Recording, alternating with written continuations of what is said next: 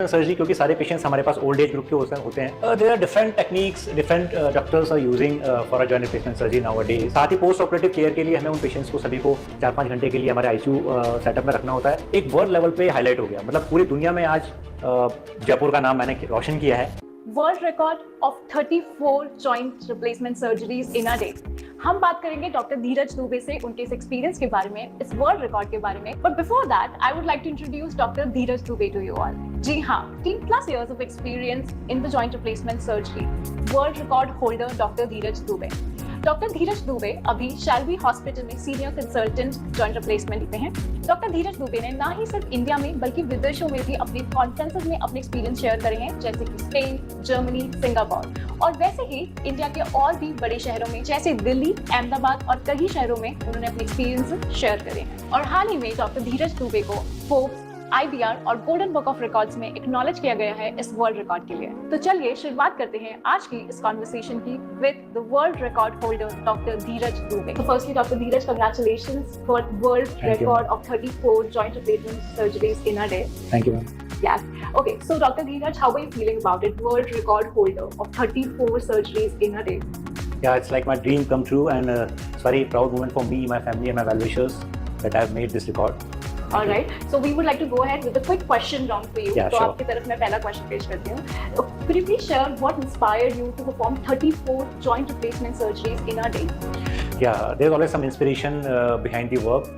सो मेरा इंस्पिरेशन मैं बोलूँगा जिस इंस्टीट्यूट में मैं काम करता हूँ, शैल्बी हॉस्पिटल, जो कि पूरी दुनिया में not only in India as a world renowned joint replacement centre है और इसके ऑनर हैं डॉक्टर विक्रम शाह। जब मैं उनको देखता हूँ, उन्होंने मुझे सिखाया है, वो मेरे गुरु रहे हुए हैं, और जब मैं उनको देखता हूँ कि उन्होंने इस पूरे वर्ल्ड में इंडिया को एक अलग लेवल पे ले जाके खड़ा किया है जॉइंट रिप्लेसमेंट में, तो कई रिकॉर्ड्स उन्होंने बनाए। तो जब उनको मैंने देखा तो मैंने सोचा कि अगर मेरे गुरु ऐसे हैं तो ऑब्वियसली शिष्य को ऐसा होना चाहिए। सो मैंने ये पहल की कि मैं कोई ऐसा काम करूँ सो दैट अपने कंट्री को, अपने नेशन को, अपने स्टेट को, अपने सिटी को पूरे वर्ल्ड के मैप पे पहुंचा सकूं, and that's why I did this record. Great. Okay, so मैं ना दूसरे क्वेश्चन की तरफ बढ़ती हूँ। मुझे पूछना है कि what techniques did you use to perform these surgeries? There are different techniques, different doctors are using for a joint replacement surgery nowadays.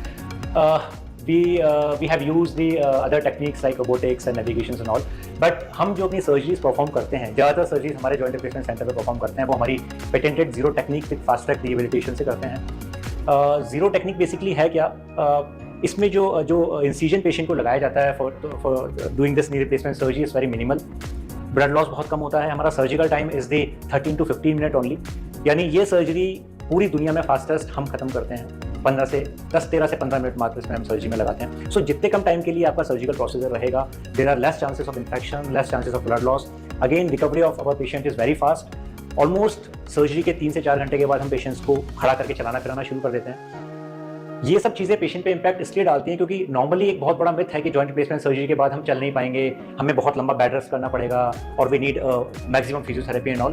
तो ये सारे मिथ ब्रेक किए हैं मैंने इस सर्जिकल टेक्निक के साथ कि पेशेंट को सेम डे चलाया, 2 दिन में उसको डिस्चार्ज कर दिया, and again with very good results. And आजकल जो इम्प्लांट्स हम यूज़ कर रहे हैं उनमें लॉन्जिटिविटी सर्जरी की बहुत ज़्यादा हो गई, that's around 25 to 30 years.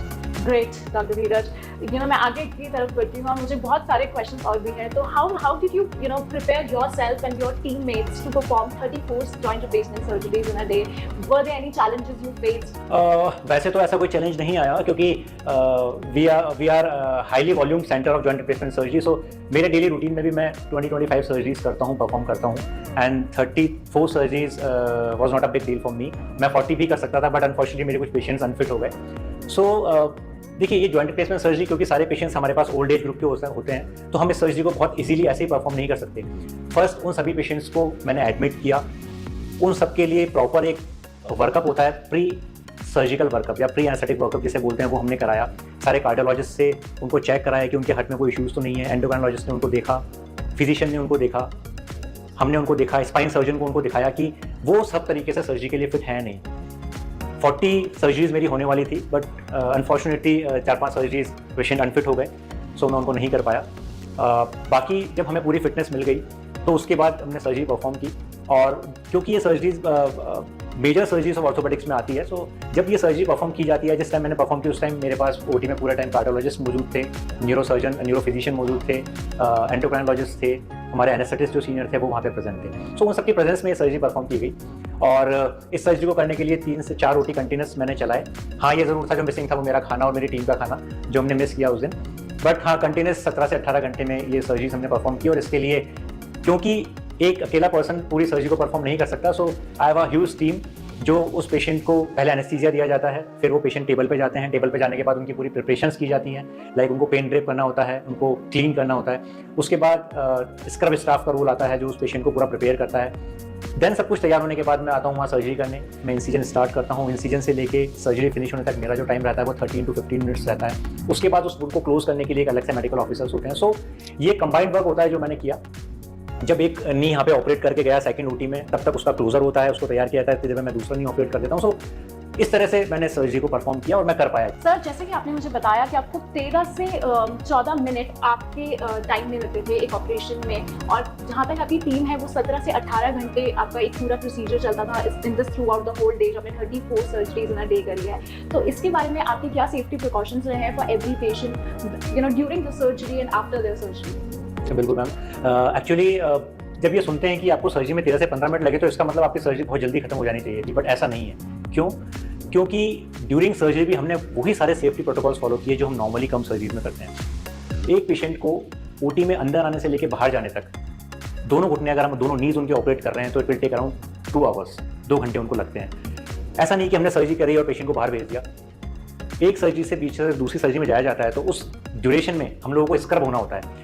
Scrub मतलब हैंड वॉश करना अच्छी तरह से, क्योंकि ये मोस्ट इंपॉर्टेंट है because these are implant surgeries and ऐसी इम्प्लांट सर्जरी में sterility is very important. Sterility is very important. ऐसा नहीं कि आपको इतनी सर्जरीज करनी है तो आपने लापरवाही कर दी, आपने हैंड स्क्रब नहीं किया। इनफैक्ट आप हमारा हैंड स्क्रब का जो टाइम है वो 5 to 7 मिनट्स रहता है, मतलब 5 से 7 मिनट सिर्फ हम अपने हाथ धोते हैं, सोप से बीटाडीन से उनको स्क्रब करते हैं। तो ये ड्यूरेशन मेरी सर्जरी के बीच में रहता है जो हमने प्रॉपर फॉलो किया। ऐसा नहीं कि हमने एक बार जस्ट हाथ धोया उस सर्जरी में चले गए, ये प्रॉपर फॉलो किया। पेशेंट की पेंटिंग ड्रेपिंग जो होती है, हम पेंटिंग एंड ड्रेपिंग कहते हैं, उसमें पूरे पेशेंट को ड्रेप किया जाता है स्टेराइल शीट्स के थ्रू, ताकि हमें सिर्फ वही पोर्शन पेशेंट का एक्सपोज रहे जिसकी हमें सर्जरी करनी है, बाकी सारा पेशेंट हमारा कवर्ड रहता है। It reduces the chances of infection.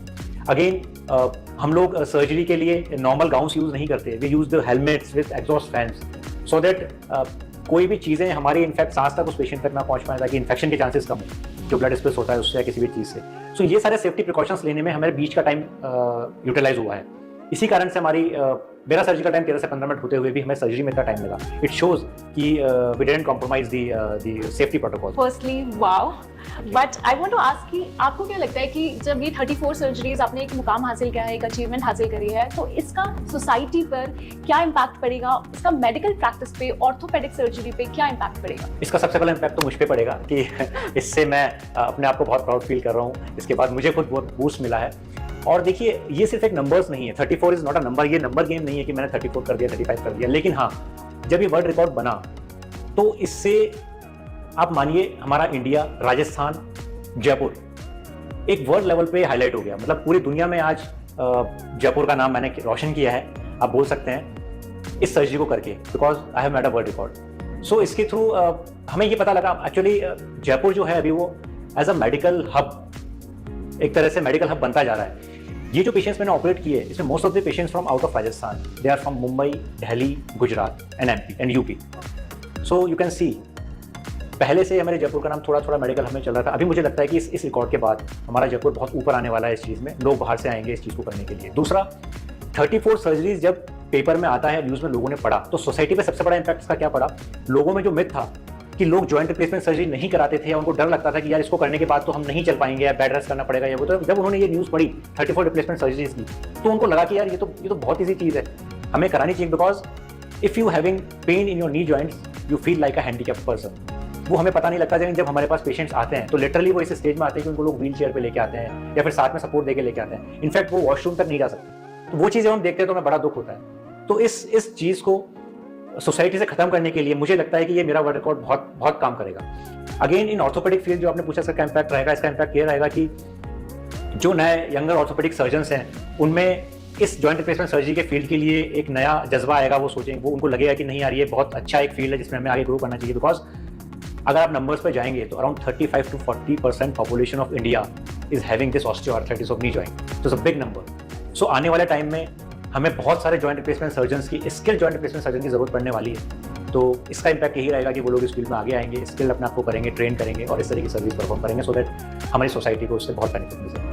Doctor धीरज, मुझे आपसे ये भी जानना है कि अगर आप इतने renowned डॉक्टर हैं and the world record holder, और अगर आपको कुछ एडवाइस देनी हो for the all the aspiring surgeons, what would it be? सबसे पहले तो मैं पेशेंट्स को बोलना चाहूँगा कि जैसा कि आजकल बहुत सारे पेशेंट्स कंफ्यूज रहते हैं जब वो हमारे पास आते हैं, तो कि सर वो रोबोटिक टेक्निक से हो रहा है, वहाँ पे रीसर्फेसिंग हो रही है, वो AI टेक्निक से कर रहे हैं। सो मैं ये चीज़ बहुत क्लियर करना चाहूँगा कि आपकी सर्जरी अच्छी परफॉर्म तभी होगी जब आपका सर्जन स्किल्ड होगा और वो एक्सपीरियंस होगा। सो अपनी सर्जरी को हमेशा स्किल्ड और एक्सपीरियंस सर्जन से कराएं। कोई भी टेक्निक या कोई भी मशीनरी सर्जन को रिप्लेस नहीं कर सकती है। सो आजकल के जो यंगस्टर्स हैं या जो इस सर्जरी को परफॉर्म कर रहे हैं, मैं उनको यही बोलूँगा कि वो ज़्यादा से ज़्यादा पहले सीखें, इस चीज़ को एक्सपीरियंस करें, क्योंकि अभी हमारे पास जो पेशेंट्स आ रहे हैं हम देख रहे हैं कि बहुत सारी जगह नए नए लोग इस सर्जरी को परफॉर्म कर रहे हैं और उसके कारण कॉम्प्लिकेशंस क्रिएट हो रही हैं। लोगों में एक मिथ क्रिएट हो जाता है कि यार हमने सर्जरी कराई और ये रिजल्ट नहीं मिले। सो ऐसा ना करें, आप सेंटर्स पे आएँ, अच्छे हाईली स्किल्ड सेंटर्स पे जाकर ट्रेनिंग लें पहले 1-2 साल, एंड देन अपने फील्ड में उतरें उस सर्जरी को करने के लिए, क्योंकि ये एक बहुत ही rewarding, this is the most rewarding surgery of the orthopaedics basically. So